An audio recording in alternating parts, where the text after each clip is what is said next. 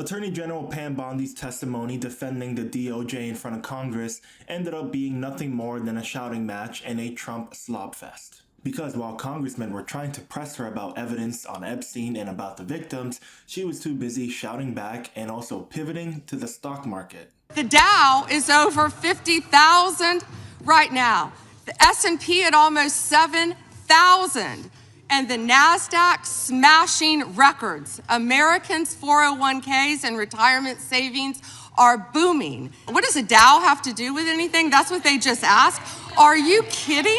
And that moment captures exactly the kind of people that we're dealing with in this administration. You see, while members of Congress were asking about sex trafficking victims, about missing accountability for Epstein's co-conspirators, about massive amounts of information redacted by the DOJ with no explanation, instead of directly addressing these concerns, Pam Bondi attempted to shift the conversation to economic performance, while many lawmakers, congressmen, and Americans are seeing this deflection for what it is, a distraction. One of the most powerful moments from this hearing was when Representative Goldman addressed Epstein survivors who were sitting inside the room. He then asked these people to stand and asked them how many of them or their families had been able to meet with the Department of Justice, and not a single person was able to raise their hand.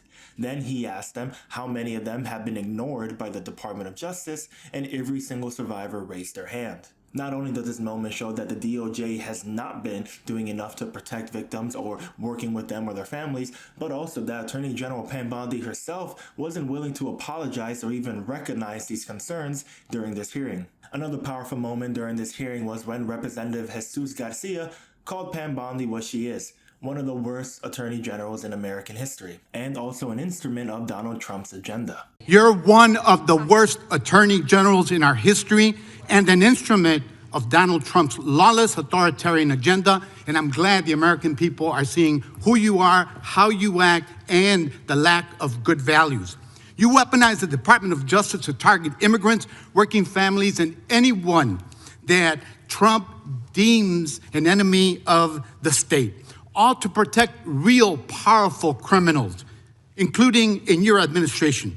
My Democratic colleagues have focused on your cover-up of the Epstein files and your passion for protecting pedophiles and child traffickers. You see, what this congressman realizes, along with a lot of other Americans, is that even though, yes, the Department of Justice is under the executive branch and ran under the president, it should be separate from his political interests. Because at the end of the day, the Justice Department should be concerned with preserving the rule of law, ensuring equal justice, and preventing prosecutions or investigations from being used as tools for personal or partisan power.